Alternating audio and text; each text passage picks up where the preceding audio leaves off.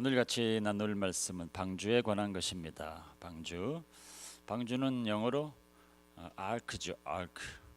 우리가 사는 동네 이름이 뉴 아크입니다. 우리는 새 방주라는 동네에 살고 있습니다. 우리를 위한 특별한 하나님의 예비한 도시인 줄로 믿습니다. 몇 년 전에 실제 모형과 똑같은 크기로 지어진 이 방주, 켄터키에 있는 그 방주를 보러 한번 갔었습니다. 보니까 정말 입이 아주 딱 벌어지더라고요. 말로만 듣던 그 방주를 실제 똑같은 크기, 성경에 나와 있는 규격 그대로 만들어진 그 크기 보니까 참 대단하더라고요. 그래서 야, 이 대단한 곳에 사람들이 굉장히 많이 몰리겠구나 싶었는데 생각보다는 사람들이 이렇게 많지 않았습니다. 뭐 믿는 사람들만을 위해서 만든 건 아니고 또 뭐 관광 목적으로도 만든 것인데 생각처럼 그렇게 많은 분들이 모이지 않는 걸 보고 야, 그 옛날에도 노아가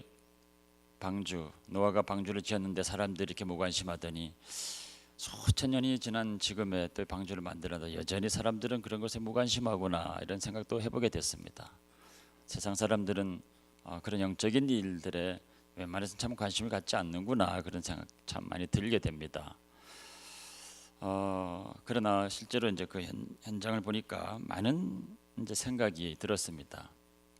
그 동안에도 방주를 보면서 갖고 있었던 여러 생각들, 또 많은 미스터리 같은 그런 것들을 실제로 이제 그 실물을 보고 나니까 더 많이 실감나게 생각이 되면서 또 많은 부분이 또 깨달아지게 됐습니다. 그런 내용들 같이 좀 나누려고 합니다. 이제 방주라고 하면 하나님께서 방주를 통해서 아주 많은 말씀들을 하셔요. 많은 그 하나님의 그 계획들을 방주를 통해서 많이 말씀하십니다. 구원에 대한 것도 있고 또 심판에 대한 것도 있고 우리 믿음에 대한 것도 있고 여러 가지들을 방주를 통해서 많이 말씀을 하고 있습니다. 그런데 이 시간에는 그 중에서 이 방주를 보고 기본적으로 느끼게 되는 생각들, 그 엄청난 규모, 그리고 또 오랜 동안 세월에 걸쳐서 만들었던 그 시간, 그 규모라든가 시간이라든가, 크게 그 두 가지 개념에서 이 방주가 우리에게 무엇을 말씀하고 있는가 하는 것들을 오늘 같이 좀 나누려고 합니다. 실제 이 방주의 크기가 대충 그 우리가 눈에 들어오도록 그림을 그려보면은 길이가 한 140m가 되고요, 높이가 15m 정도 됩니다. 한 7층 건물 정도 높이입니다. 축구장으로는 한 1.5배 크기가 되고요. 상상을 한번 해보시면 그때 당시 노아의 식구들이 만들었던 배라고 상상을 해보면 이게 보통 미스터리가 아닙니다. 그 사람들이 어떻게 그걸 만들 수 있었을까?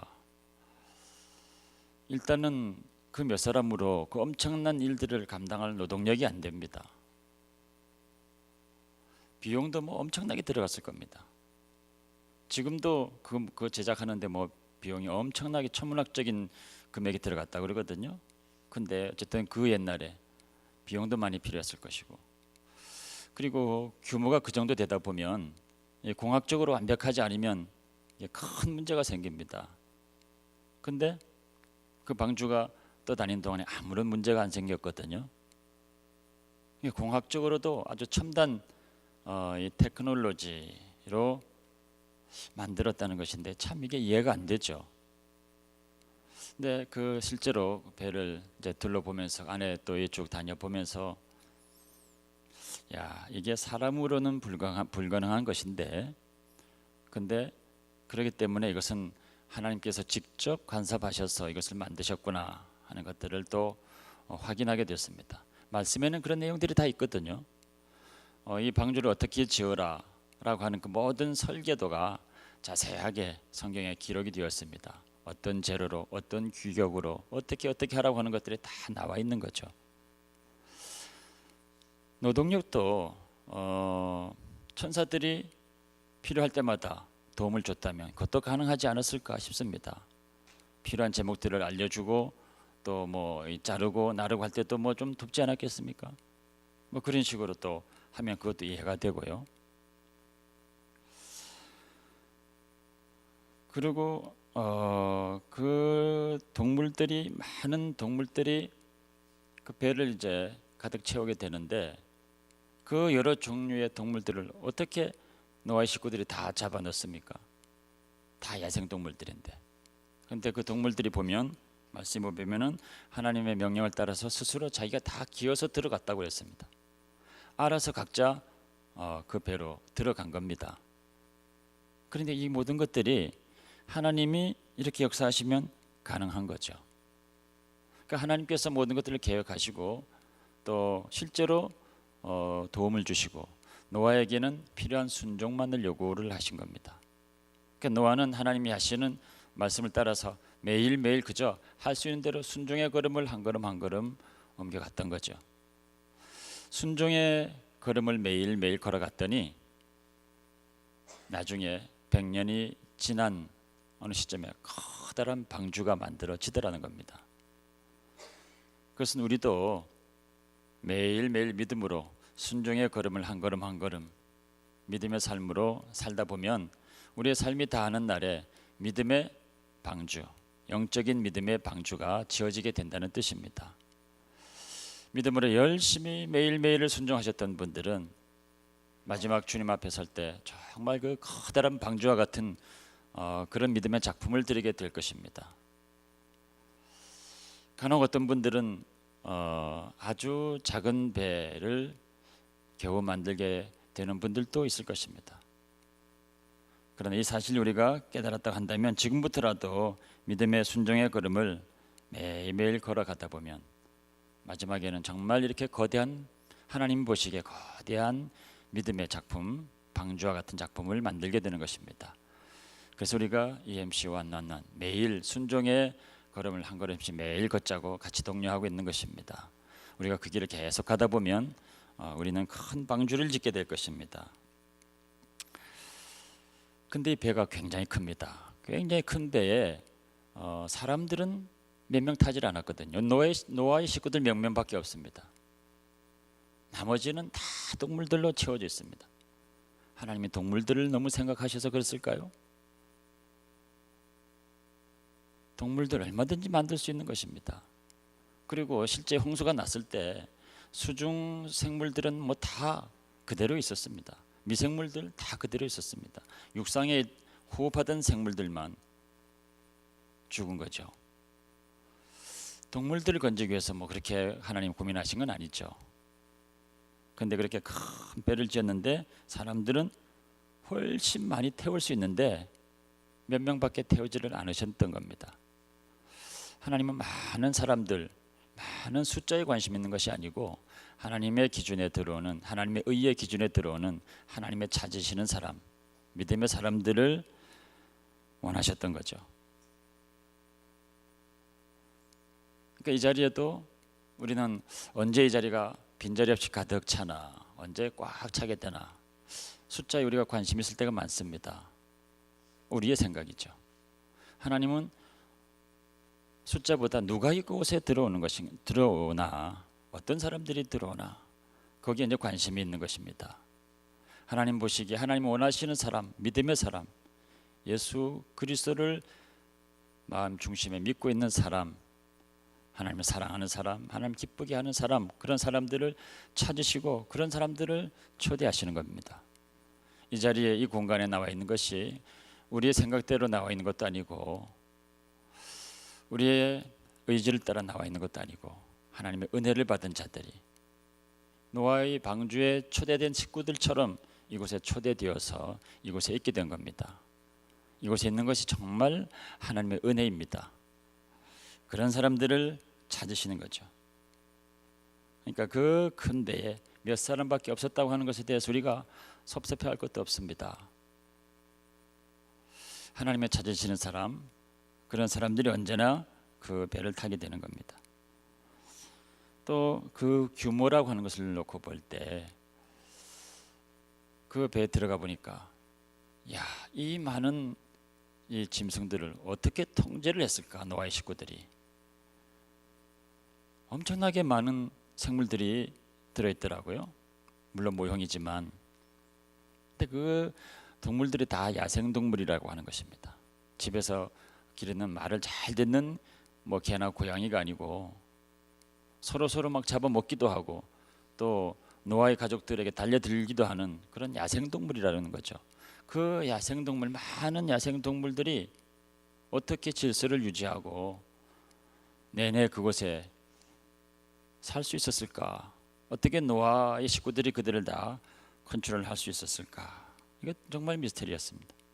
어떻게 가능할까 그게? 어떻게 그들을 다 먹이고 그 배설물들을 치우고 그렇게 할 수 있을까? 또 이 배가 물이 창이랬을 때는 그냥 떠다닐 수 있지만 그러나 물이 다 빠지고 났을 때는 이제 어딘가 정박을 해야 되지 않습니까? 배가 어디에 정박할 때 그냥 뭐 마음대로 정박합니까?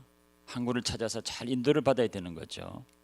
그 큰 배가 갑자기 산 위나 뭐 그런 경사진 곳에 거기에 걸터 있게 되면 어떻게 되겠습니까? 또 물이 빠지는 곳에 안전하게 그냥 설 수 있도록 무슨 장치를 미리 또 이렇게 누가 해놓고 이렇게 정박을 했을까요? 뒤집어질 가능성이 많은 거죠. 그럼에도 불구하고 안전한 항해를 끝까지 마치고 안에 있는 노아와 노아의 식구들과 모든 짐승들이 다 내리게 됩니다. 마치 모세를 담은 그 갈상자가 물 위를 나일강을 떠내려가면서 정확하게 기다리고 있던 그 바로의 공주들 품으로 들어가는 것 똑같습니다. 만약에 그 갈상자가 조금이라도 바깥으로 그 공주들이 손이 닿을 수 없는 곳으로 조금 더 멀리 떨어져서 흘러내려갔다면 어떻게 됐을까요? 또 뒤집혔더라면 어떻게 됐을까요? 조금 더 그 상자를 조금 더 빨리 띄웠더라면 어떻게 됐을까요? 그 시간과 상황을 하나님이 정확하게 컨트롤하셔서 그 갈상자가 바로의 공주들 손으로 들어가게 컨트롤 하신 거죠. 그런 것처럼 이 방주 안에 있는 모든 상황들 그리고 방주의 바깥의 모든 상황들, 이 모든 상황들을 노아의 식구들은 전혀 컨트롤할 수 없는 상황입니다. 근데 그것을 하나님이 정확하게 컨트롤하셔서 안에 짐승들의 야생동물들 그 모든 그 질서들을 다 유지하시고 또 배도 안전하게 끝까지 제자리에 딱 서게 하시고 모든 상황들을 다 컨트롤하셨다는 겁니다. 그 얘기는 하나님의 교회는 안에서 벌어지는 모든 일들, 안과 밖의 모든 일들을 하나님께서 계시면 하나님이 정확하게 질서를 통제하시고 유지하시고 컨트롤하신다는 뜻입니다. 교회가 교회 되는 것은 사람들이 노력해서 되는 것이 아니고 어떤 사람들이 열심히 그 일을 감당한다고 되는 것이 아니라 하나님이 계시기 때문에 하나님이 컨트롤하시면 모든 것들이 다 질서 가운데 다 되는 것입니다. 하나님이 떠나가시면 어떻게 될까요? 배가 뒤집어지는 것과 똑같습니다. 엘리 제사장 때 실제로 그런 일들이 있었죠. 이스라엘 역사 가운데 가장 문제가 많았던 엘리 제사장, 그때는 법궤도 잃어버리고 백성들도 싸움에 나가서 다 패하고 많은 사람들이 살육당하고 전장에 나갔던 두 아들은 죽고 그 가운데 그 소식을 듣고서 엘리 제사장마저 의자에서 떨어져 목이 부러져 죽고 하는 상황 가운데 며느리가 아이를 낳습니다. 그러면서 그 아이에게 붙여준 이름이 이가봇, 하나님의 영광이 떠났다 하는 비통한 이름을 짓습니다. 하나님이 떠나간 교회, 그렇게 될 수도 있다고 하는 것이죠. 하나님이 계시면 하나님께서 모든 것들을 통제하시고 질서를 유지하시고 방주의 안과 밖이 안전하고 무사했던 것처럼 교회는 그렇게 되는 것입니다. 그래서 하나님께서 우리 교회를 붙들고 계시고 질서를 잡고 계시는 한 우리 교회가 안전하고 평안한 줄로 믿습니다. 시간에 관한 것도 좀 미스테리가 많습니다. 이 방주에 관해서 창세기 6장 13절에 하나님께서 이 홍수에 대한 얘기를 미리 말씀하시면서 이렇게 얘기하십니다. 모든 혈육 있는 자의 포악함이 땅에 가득함으로 그 끝날이 내 앞에 이르렀으니 내가 그들을 땅과 함께 멸하리라. 하나님께서 이 땅을 보시고 끝날이 바로 내 앞에 이르렀으니까 지금 모든 것들을 끝내겠다, 이런 말씀으로 들려주십니다. 그리고 영적으로 이 말씀을 들으면 지금 심판이 바로 시작됐구나, 지금 종말이 시작됐구나, 이렇게 이제 알게 되죠. 근데 실제로 그 상황이 이 땅 가운데 구체적으로 나타나는 것은 그 말씀으로부터 시작해서 시간차가 있는 거죠. 걸리게 됩니다. 그 말씀을 노아가 듣고서 매일 그 말씀이 이루어지는구나 하고 매일을 순종의 삶으로 걸어간 겁니다. 매일을 믿음으로, 그 말씀을 듣고 믿음으로 매일을 살았습니다. 그러다 보니까 100년, 120년 지나간 거죠. 그러고 나서 실제 홍수가 이제 터지게 됩니다. 그러니까 우리가 주님이 다시 오시마 하는 그 약속도 동일한 것입니다. 주님이 다시 오시마 하는 약속도 똑같이 이런 말씀을 주신 겁니다. 그 끝날이 네 앞에 이르렀으니, 미리 이렇게 말씀하신 겁니다. 그래서 이 약속의 말씀을 따라 주님이 곧 오십니다. 하늘에서는 모든 준비가 다 끝난 겁니다. 이제 천사장의 나팔 소리만 들리면 바로 이제 종말이 시작되는 거죠. 그것이 이 땅에서 구체적으로 일어날 때 우리는 믿음으로 그것이 오늘이는가 내일인가 일어날까 하면서 기다리면서 믿음으로 사는 거죠. 살다가 보면 실제로는 그 시간이 이 노아가 기다렸던 시간처럼 100년이 지나갈지 120년이 지나갈지 또 시간이 지나갈 수 있죠. 그런 차이가 있다는 것입니다. 그러나 분명한 것은 그 약속의 말씀이 반드시 이루어지기 때문에 오늘 우리는 하루를 믿음으로 사는 겁니다. 그 약속의 말씀은 반드시 이루어질 것이다 하고 오늘 하루를 믿음으로 사는 거죠. 내일의 것이 이루어질 수도 있고 100년이 훌쩍 지나갈 수도 있는 것입니다. 또 7장엔 또 이런 말씀도 있습니다. 7일 후에 홍수가 땅에 덮이리니. 모든 것들이 다 준비되었는데 실제로 비가 내린 것은 7일 뒤에 비가 내렸다라고 하는 겁니다. 방주를 다 지었습니다. 100년이 넘는 시간에 걸쳐서 온 가족이 땀을 흘리면서 그 거대한 방주를 다 지었습니다. 동물들도 그 안에 다 채웠습니다. 그리고 노아의 식구들이 다 들어가서 문도 다 닫았습니다. 그리고 이제 기다리는 겁니다. 7일이 지나면 비가 쏟아지겠지 하고 기다리는데, 그래도 모든 것들을 다 끝내고 기다리는 그 시간에 정말 믿음이 필요한 겁니다. 그때까지 믿음으로 살았습니다. 순종하며 살았습니다. 모든 것들을 다 준비하고 정말 절박하게 기다리는데 하루가 지나고 이틀이 지나고 3일이 지나고 그러면 홍수가 내릴 것 같은 징조가 좀 보여야 되지 않겠습니까? 날이 좀 흐리고 빗방울이 한두 방울으로 좀 떨어져야 되지 않겠습니까? 4일이 지나고 5일이 지나고 6일이 되어도 하늘은 멀쩡한 겁니다. 아무런 징조가 보이지 않고 증거가 보이지 어떤 현상도 나타나질 않습니다. 마지막까지 주님의 약속을 붙들고 믿음으로 살아야 된다고 하는 것을 말씀하고 있습니다. 가나안 전쟁 때 첫 번째 전투가 여리고 전투입니다. 여리고 성에 들어갈 때 하나님께서 여호수아에게 말씀합니다. 백성들을 데리고 매일 성을 한 바퀴씩 돌아라. 6일을 그렇게 하고 7일째는 7바퀴를 돌아라. 그렇게 지시하셨는데 말씀을 따라서 성을 한 바퀴 두 바퀴 돕니다.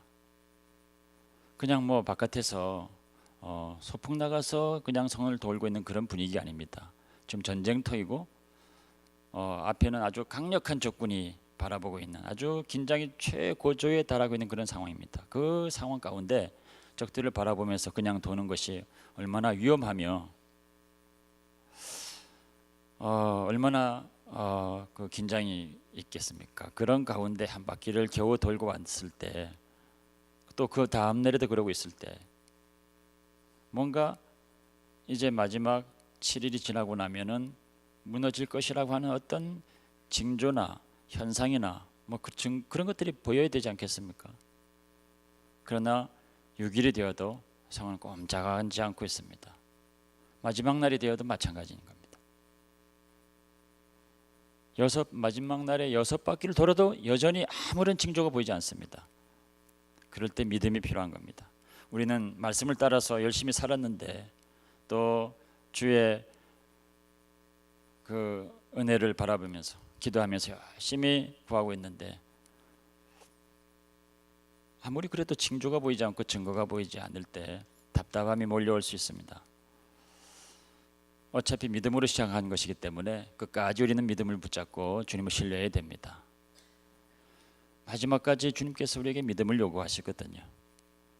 근데 이 노아의 홍수를 기다리고 있던 이 배에 7일째 되는 날에 갑자기 하늘에서 비가 쏟아지는 겁니다. 그리고서 그냥 콸콸 하늘이 터진 듯이 비가 쏟아지는 겁니다. 여리고 성도 그렇게 무너졌습니다. 13바퀴째를 돌고 나서 소리를 지르니까 한꺼번에 무너져 내렸습니다.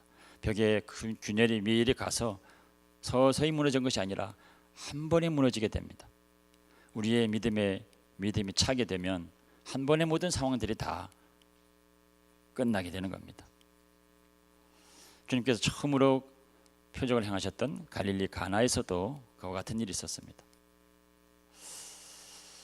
포도주가 떨어져서 포도주가 필요할 때 주님께서 하인들에게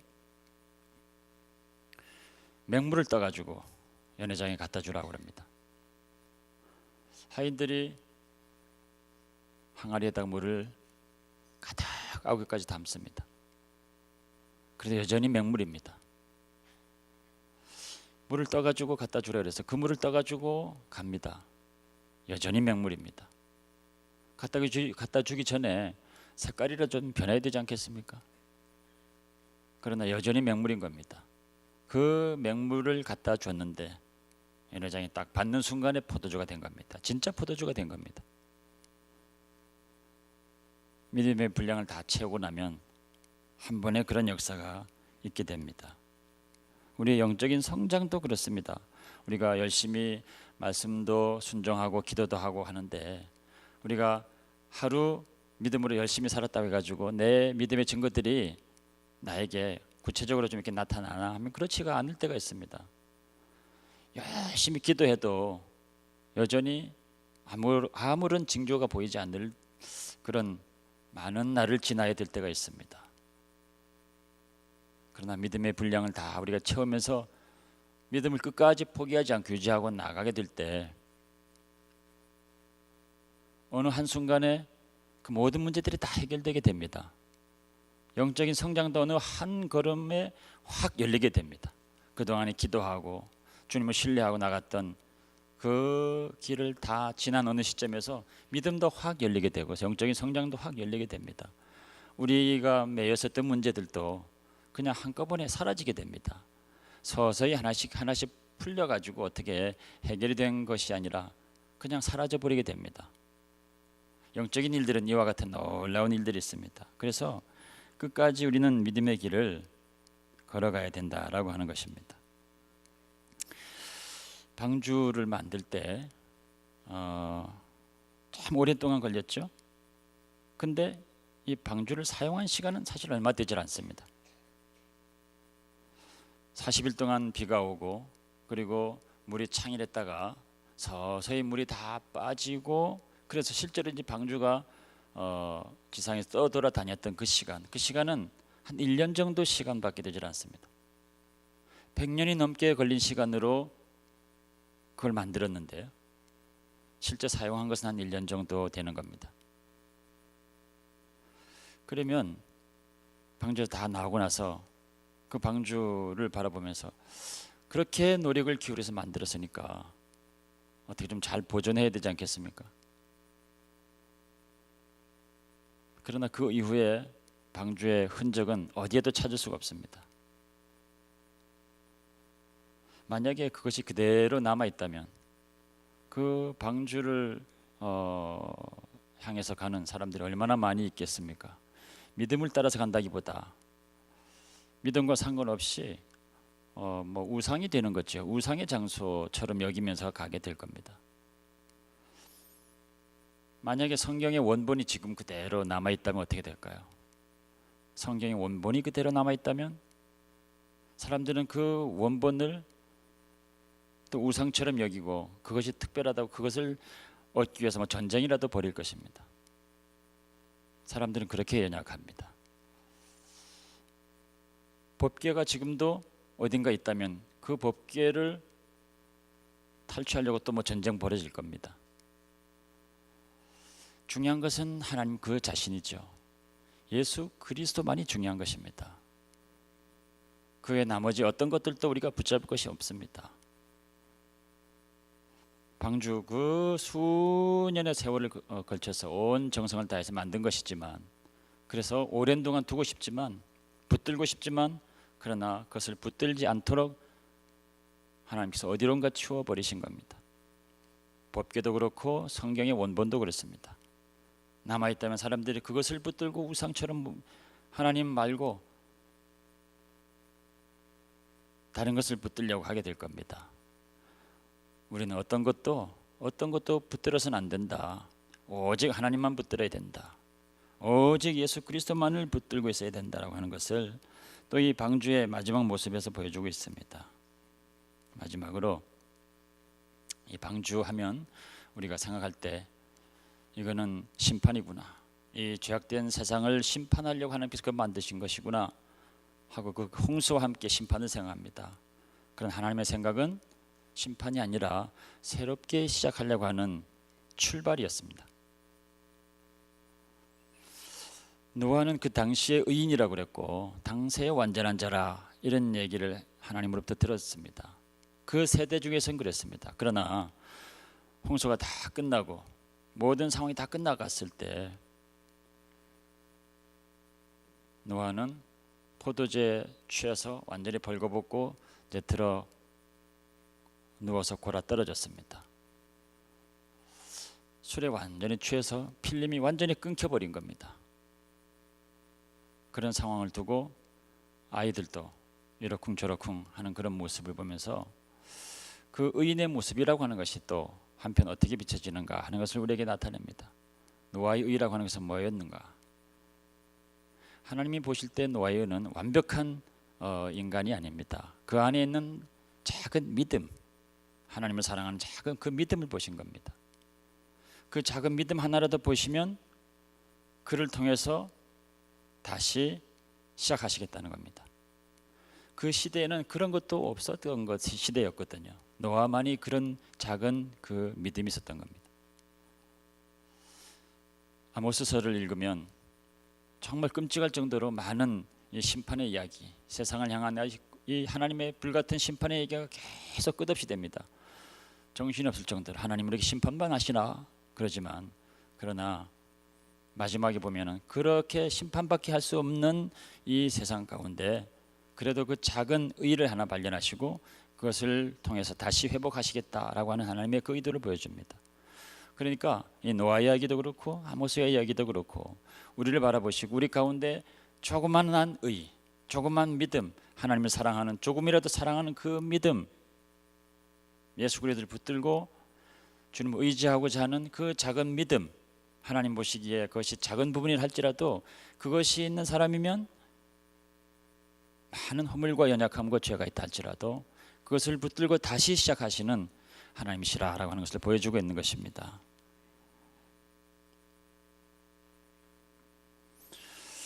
우리 인생 가운데 이렇게 홍수가 일어나서 모든 것들을 다 휩쓸고 지나가서 도무지 회복할 수 없을 것 같은 그런 일들이 일어날 때도 있습니다. 많은 어려움과 절망이 우리의 삶을 뒤집어 엎을 때가 있습니다. 그러나 노아와 같은 의를 가진 자들, 믿음을 가진 자들은 시간이 지나면서 홍수도 지나가고 재앙도 지나가고 아픔도 지나가고 슬픔도 지나가고 좌절도 지나가고 절망도 지나가고 다 지나갑니다. 믿음을 가지고 있는 사람들에게는 믿음의 길을 붙들고 있는 어느 날 그 배가 안전한 곳에 도착하게 됩니다. 우리는 다 나오게 될 것입니다. 모든 어려움과 슬픔들은 다 지나가게 될 것입니다. 안전한 곳에 주님께서 문을 열고 나가라 하시고 새롭게 우리의 삶을 시작하게 될 것입니다. 우리의 삶도 그렇게 새롭게 시작될 것이고 우리의 기회도 그와 같이 새롭게 될 것입니다. 그와 같이 주님이 기뻐 찾으시는 한 영혼 되시기를 주의 이름으로 축원합니다.